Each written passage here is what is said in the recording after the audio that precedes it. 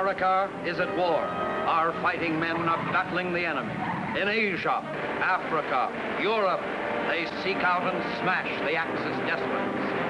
Yet the news is full of other warfare here at home. Sabotage of factories, laboratories, public utilities, all vital plants which make the tools of war. Trains which carry our supplies and troops, urgently needed in the war, are wrecked. Bridges are destroyed. Ships are sunk and convoys sent to the bottom.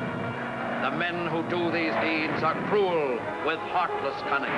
They work at night and spread their dangerous word through secret codes. This, then, is the story of the dreadful war within, of the flames which sweep over America. It's the story of sabotage, of the treacherous men who have broken our peace. It's the story of America's honor and justice and tolerance, and of one American, Dan Barton, who braved flames and fury and death to save it.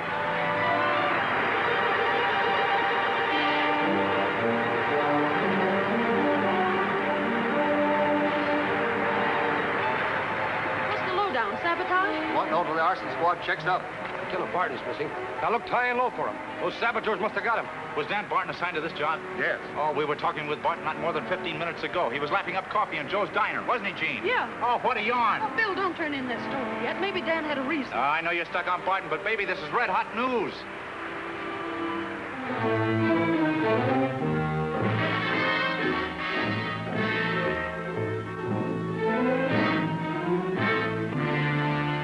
A review of the evidence and the fact that Lieutenant Barton has persistently refused to explain his absence from his post leaves no doubt in the board's mind that he is guilty of deliberate neglect of duty as charged. Were we at peace and not at war with a treacherous, vicious enemy, I would be inclined to be lenient because of Barton's previous record. This I cannot do. I have here a communication from Mr. Stover in Washington. He's insistent we make an example of Barton. Well, I knew there was something phony about this hearing.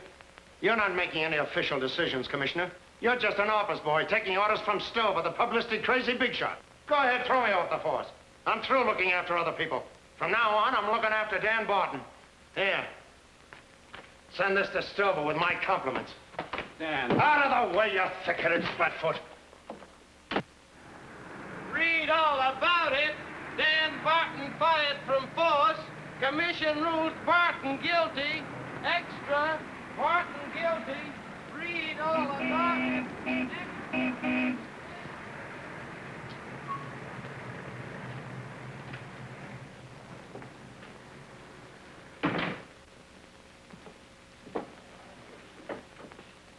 Have you a position for a good waiter? There's nothing today, but let me see your union card for future reference. This way, please.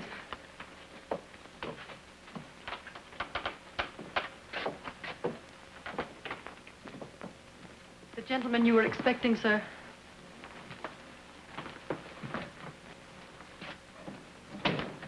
There must be some mistake.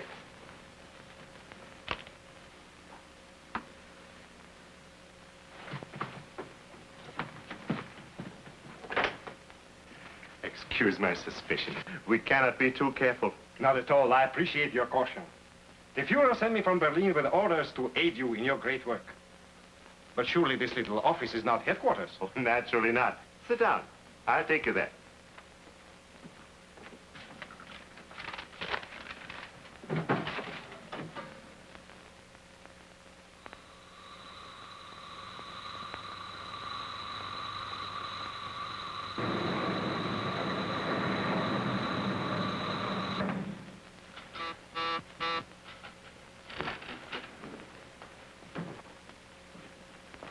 Heil Hitler. Hi, Hitler. Gentlemen, Herr Felton has just arrived from Berlin. Did you have any trouble getting into this country? The American Coast Guard is extremely vigilant. We had considerable difficulty getting our submarine past them. Secret code.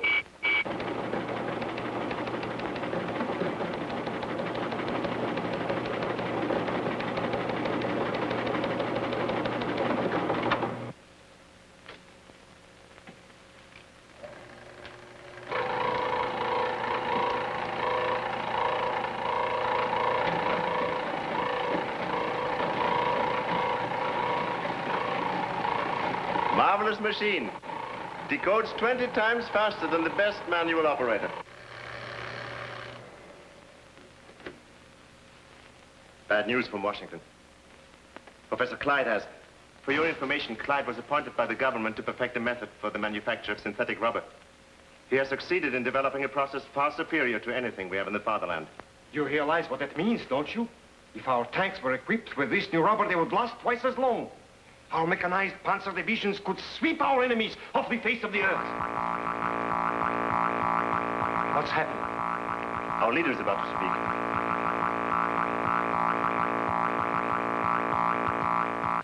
Heil Hitler! Heil Hitler! Heil Hitler, do not let the matter of Professor Clyde disturb you. We'll attend to him at the proper time.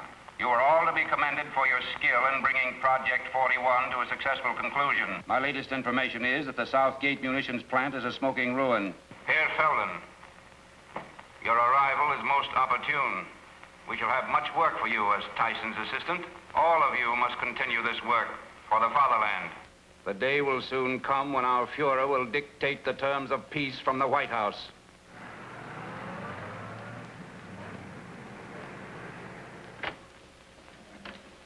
Hello, Mr. Stevens. How are you? I'm glad you dropped in, Stover. The president wished me to congratulate you for the progress you made in combating sabotage. Oh, thanks. Have you had any luck in cracking the saboteur's secret code? That code is defied every department in Washington. But I'm working on a new angle that I think will lead us directly to the head of the organization. Now, for your own information, we're flying Professor Clyde to the West Coast. He'll start production on his new rubber process immediately. He'll be well guarded? I'm not taking any chances. I'm going with him myself. Thanks. Excellent, Stover. Goodbye.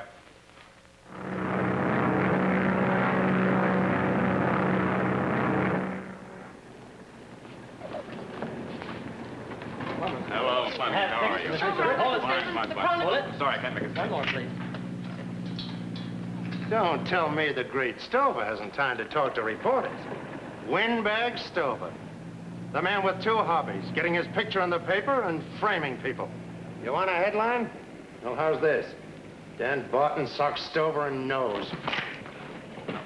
Dan, for the love of sanity, what's wrong with you? Aren't you in enough trouble already? When I want advice from you, I'll ask for it. Well, that's no way to talk, Dan. We're only trying to help. I'll go peddle your papers. Dan, we've been friends a long time, but this is the end. Get your things out of the apartment before I throw them out. I'm sorry, sir. I didn't expect that from him. Don't let it worry you, Sergeant. There's a car waiting outside. We're stopping at the Garland Hotel, sir.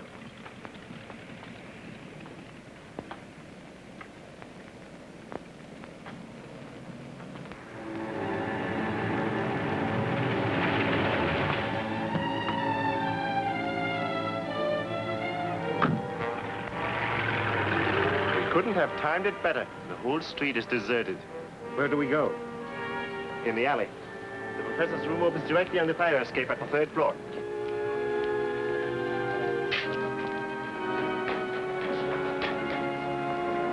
Put that away.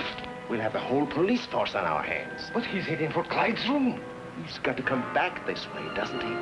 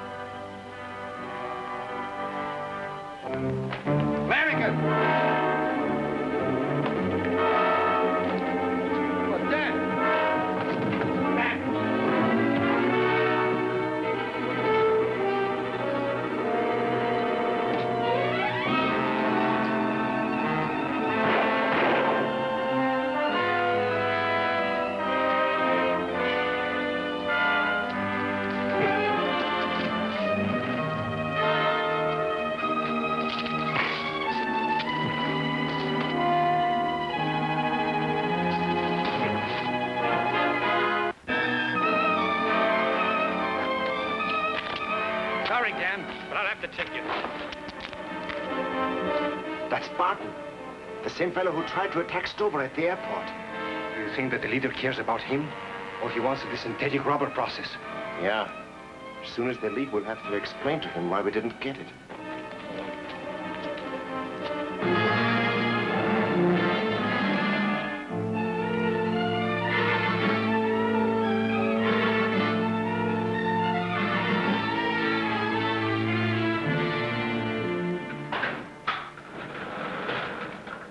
Listen, Stover. You came here to sweat me, you're out of luck. I'm not gonna... Pipe down, Barton. You better let me stay and keep an eye on him, Mr. Stover. It won't be necessary. I've handled tougher ones than this. I'll let you know when I want to get out. Barton, I'm not going to waste any time on you. You're going to sing and sing loud. I'll get the truth out of you if I have to beat it out of you with a club. Dan. Hello, Chief. You certainly made a tough egg out of me. Well, I had to, Dan. There's still time to call it off if you want. Not on your life. When you gave me this job, you said it had to be done. I'm sticking with it until I hook up with these Nazis and find out their secret code.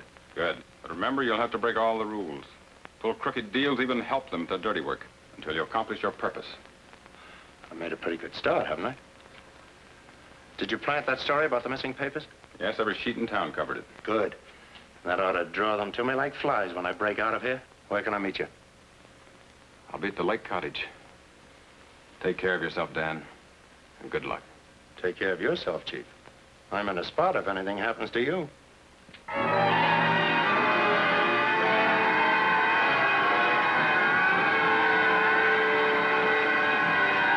Attention all cars. Attention all cars. Special bulletin 842. Be on the lookout for Dan Barton. Dan Barton, wanted for jailbreak. Description of fugitive. Height, 5 feet, 11.5 inches. Color of eyes, brown. Color of hair, brown.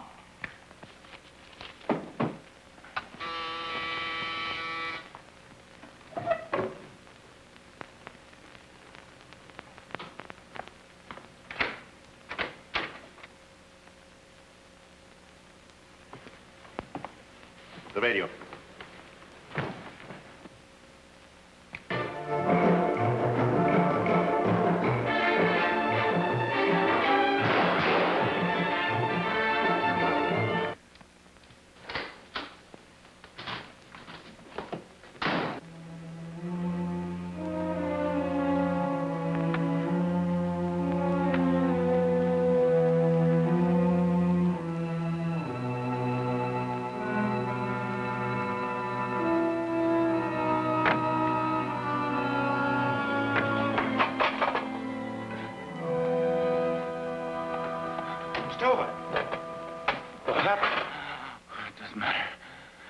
Secret code.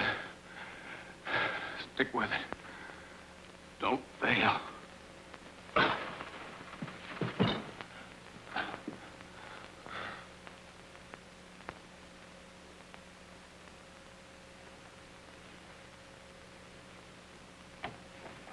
You didn't waste any time.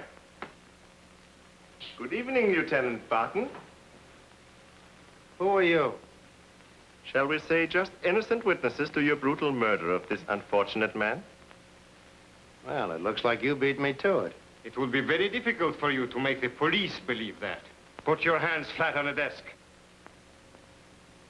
Do it carefully so your fingerprints will be clear.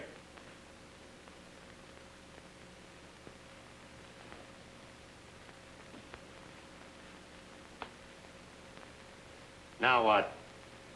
Now we are going where we can sit and have a quiet little chat.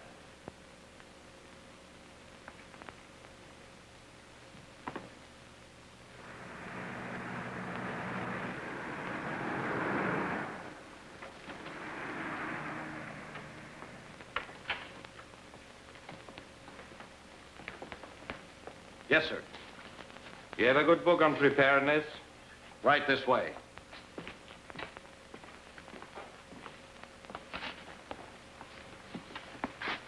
All clear? They're sweating someone they brought in. I think what you want is right here. You expect me to believe that? Project number 50 is ready. Fine. Go inside and prepare it.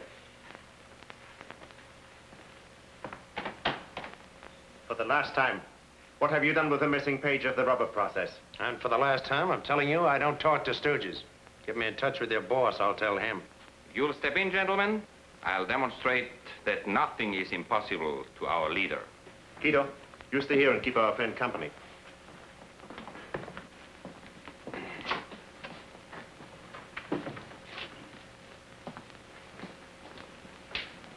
Professor Clyde has been given a laboratory at the Richland oil refinery. The entire plant is surrounded by the new listening wire fence that is considered impassable.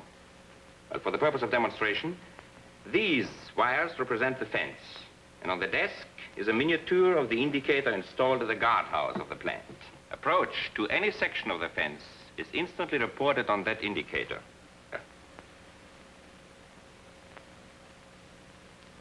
That hand indicates the exact section of the fence that is approached.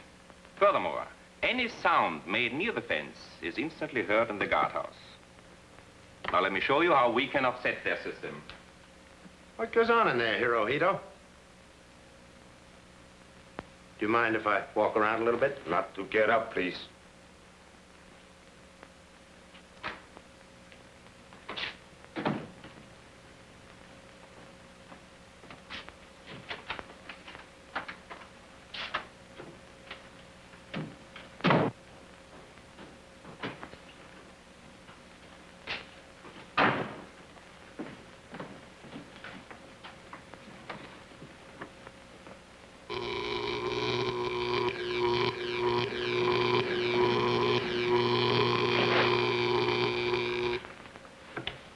Yes?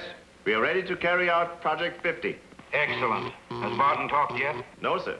He refuses to talk to anyone but you. That will come later. Keep him well guarded in the meantime. It's important we get those other papers of the rubber process. Don't worry, sir. I don't think he'll do very much moving around for the next 5 or 6 hours. Heil Hitler.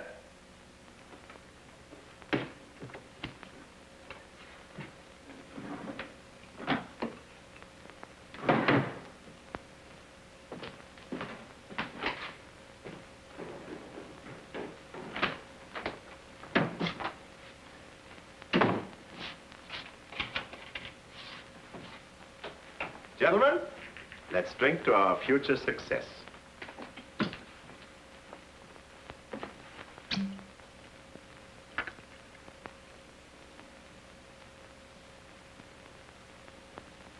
Quito.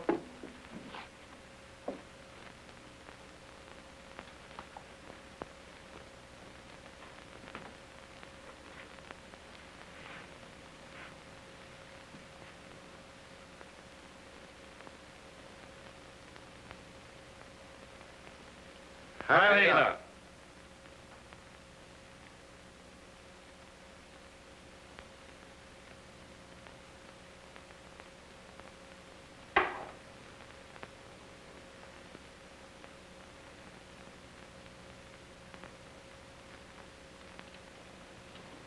Poor fellow.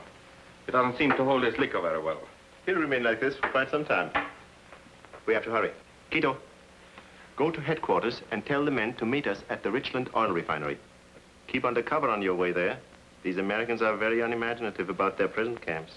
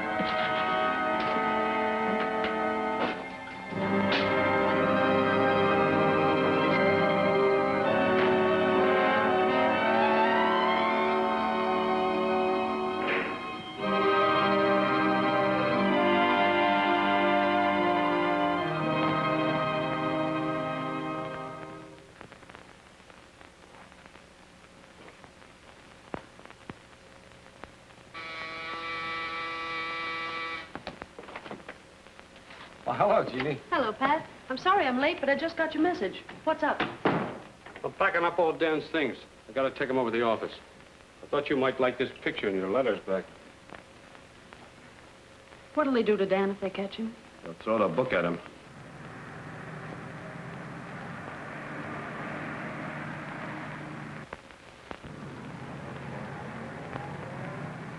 Well, what on earth is that? So that's something Dan and I was working on. A uniform for night fighters like those British fellows, the commanders. You mean commando?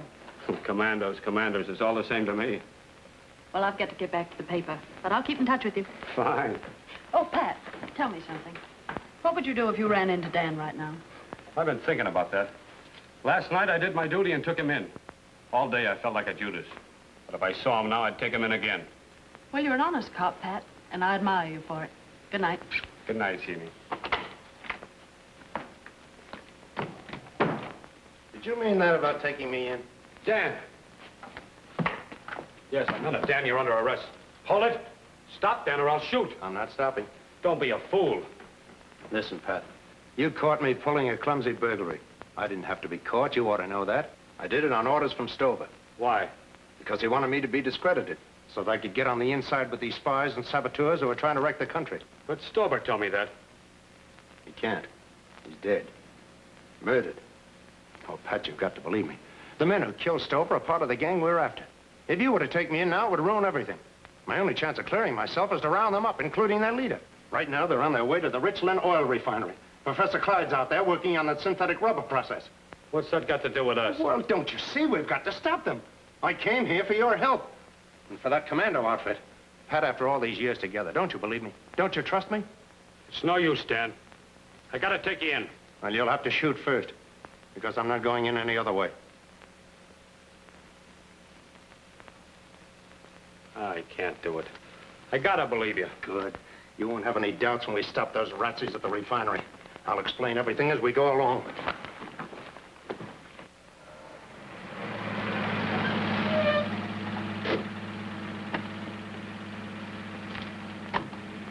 Good night, Professor. Good night. Here's your cab, sir. Thank you. Please caution all the watchmen not to enter my laboratory. Those 3 tanks on the floor are filled with a deadly liquid gas, highly explosive. Ah, don't you worry, Professor. I'll warn them. You go home and get a good night's sleep. Thank you. Good night. Good night, sir. It will start in 30 seconds. You stand by here. All right, men. The gate.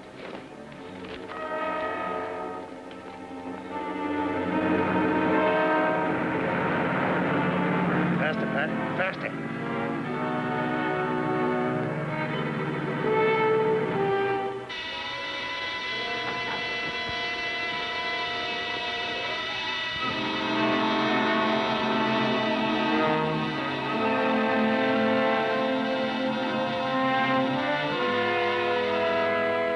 Nick, hand me the wire cutter.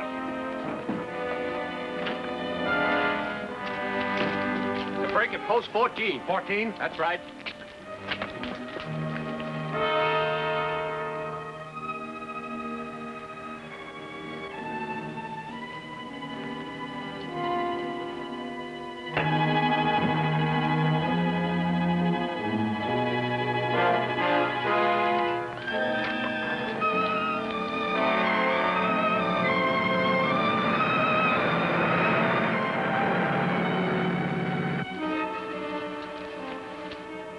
Put on your rubber gloves, you chump. Want to cook yourself? Come on. Work faster. Get that wire cut. We've been tricked. Back to the...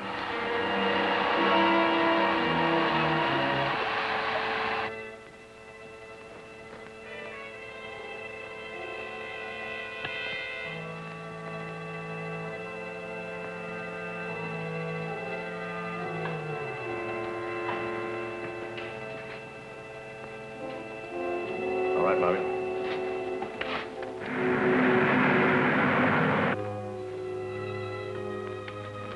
This'll cut through that safe like a hot knife through butter.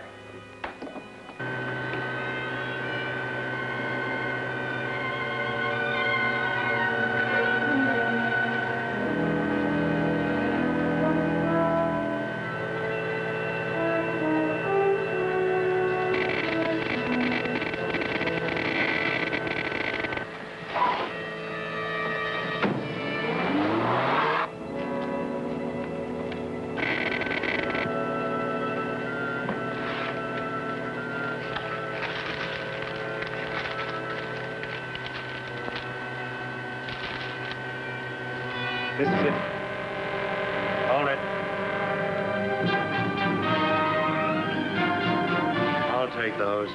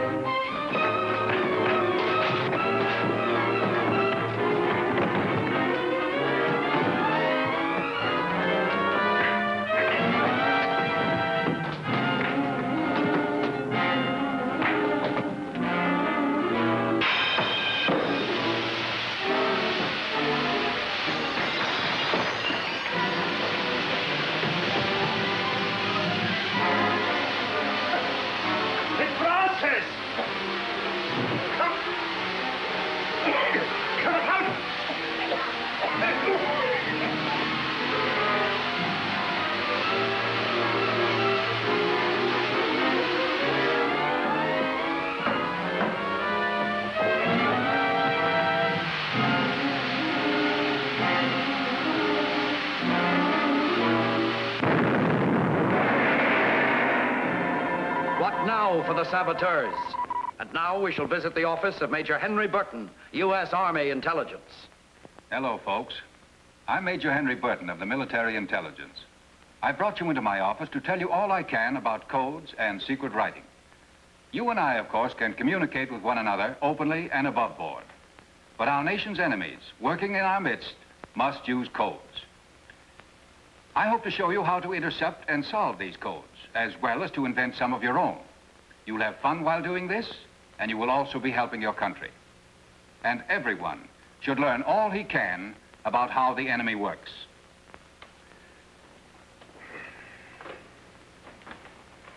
In working out codes, we have found that certain letters in the alphabet appear more frequently than others. Thus, in every message of 100 letters, E will appear approximately 13 times. T will be found about 10 times, and so on. Of course, this proportion will vary with different messages, but on the average, these letters will be used most frequently.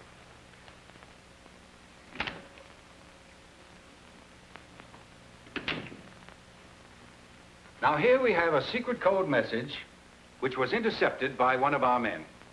Let's try to solve it by using our frequency chart. Taking note that the letters J, F, and Y are used most frequently. Now, one of these should represent E. The other two are apt to be either T or A. Now, everyone interested in either making or solving secret codes should have a set of slides similar to these. Of course, the ones you make at home need not be as large, but the principle should be the same. Let me show you how they work. Now, you will notice there are 3 J's in this message. Now, we always assume, remember, that the letter used most frequently in any code message is E. Now, in this message, there are other letters which appear as frequently as the code J. But we've got to start somewhere, so we might as well assume that J is meant to be E.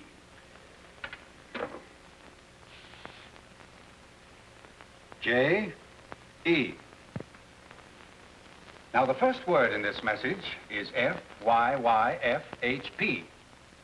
And by using our slides, we find that F is A. Y is T, T, A, H, C, P, K. Attack. And that clearly is a word. And I think we've hit on the solution of this code on the first guess.